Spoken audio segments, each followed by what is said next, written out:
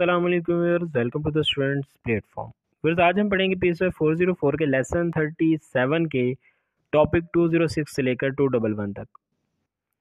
Neuro cognitive disorders general features कुछ देखते हैं कि इसमें कह रहा है कि शुरू में जब बच्चा पैदा होता है तो इसकी कॉग्निटिव फंक्शनिंग नॉर्मल होती है, लेकिन बाद में एज बढ़ने की वजह से, हेड इंजरी की वजह से या किसी दूसरी मेडिकल कंडीशन की वजह से मेंटल एबिलिटीज़ पर इफ़ेक्ट आना शुरू हो जाता है। न्यूरोकॉग्निटिव डिसऑर्डर्स को एनसीडी भी हम कहेंगे। टॉपिक 207 से देखते हैं। ये न्यूरोकॉग्निटिव डिसऑर्डर्स की तमाम डिजीज़ वन बाय वन लिखी हुई इन्होंने। हम यहाँ पे डिस्कस नहीं करेंगे क्योंकि हम आगे one by one he in disease को डिटेल से पढ़ेंगे। डेरेलियम है पहली डिजीज़। इसमें डायग्नोस्टिक क्राइटेरिया में कह रहा है कि बंदा जो है unable to attend aware about things, अचानक बंदा चीज़ों को समझना छोड़ देता है, अब नॉर्मल तरीके से बिहेव करना शुरू हो जाता है। और इसके अलावा कह रहा है कि disturbance is not in criteria A and C are not better explain by another preexisting established. और मतलब पहले जो ऊपर पिछले लेसन में ए और सी के अंदर जो बताई गई थी, क्राइटेरिया बताया गया था, उसको एक्सप्लेन नॉट बेटर एक्सप्लेन्ड, मतलब कि वो चीज़ें, वो वाली डिजीज़ इसके अंदर नहीं होनी चाहिए। अगर वो होंगी तो हम उसको इसको स्पेसिफिक बीमारी का नाम नहीं देंगे। इसके अंदर इतना ही था। ये टॉपिक 208 को हम देखते हैं। Similar diagnostic criteria neurocognitive disorder. इसमें कह रहा है कि ई में तो वो बात कर रहा है कि अचानक बंदा चीज़ों को समझना छोड़ देता है, अब नॉर्मल तरीके से बिहेव करता है। दूसरे लोग इस चीज़ को ऑब्ज़र्व करते हैं और वो चीज़ें जो बंदा भूल रहा होता है और बात करता करता चुप हो जाता है, चीज़ों को हैंडल नहीं कर पाता, खुद उसको अगर नहीं भी पता चल रहा होता ना, तो वो दूसरों इसको ऑब्ज़र्व कर रहे होते हैं। बंदे को न्यूरो फिजियोलॉजिकल असेसमेंट के ज़रिए पता चलता है कि वो इस डिसऑर्डर का शिकार है। अपनी चीज़ों का ख्याल नहीं रखता, अपनी सेहत का ख्याल नहीं रखता, खाना टाइम से नहीं खाता। आगे है टॉपिक 209। ये इसी की कंटिन्यूएशन है, in continuation to previous topic 208।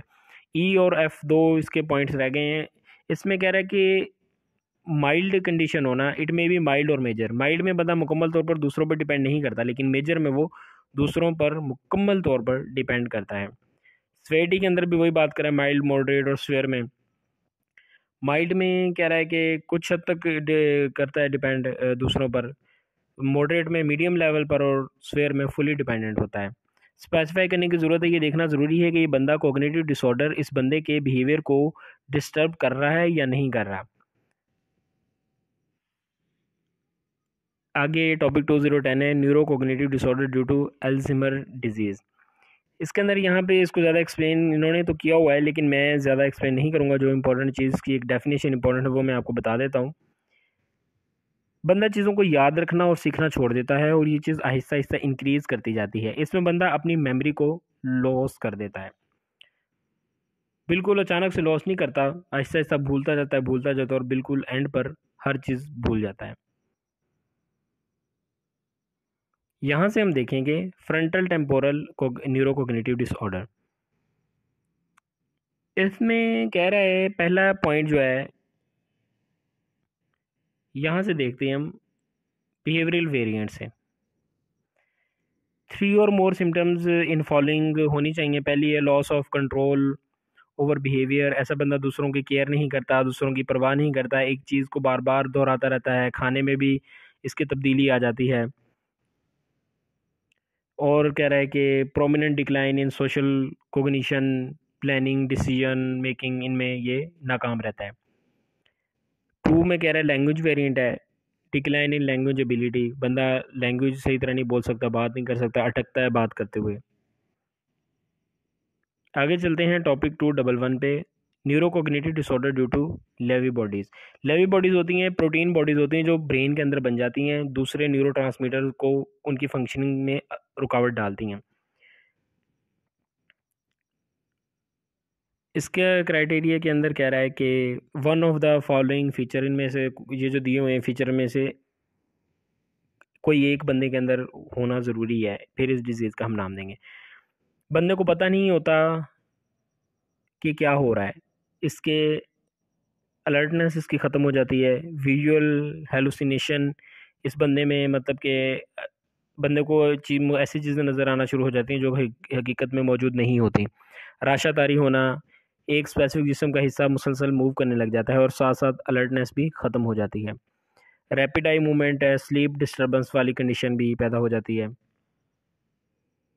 Digestive system भी इसका कह रहा है कि उसको भी नुकसान पहुंचता है।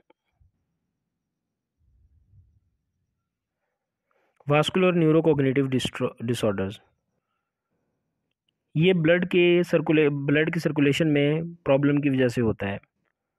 इसकी रीजंस हैं due to blood clotting, issue in frontal lobe, cerebrovascular disease भी कोग्निशन को इफ़ेक्ट करती है। उसके अलावा symptoms are not better explained by any other brain disease और सिस्टमेटिक डिसऑर्डर्स। इसमें इतना ही व्यूअर्स, लेसन हो गया आपका कंप्लीट। जल्द ही इंशाल्लाह ताला नेक्स्ट वीडियो के साथ मिलते हैं लेसन 38 के साथ। टिल देन टेक केयर, अल्लाह हाफिज़।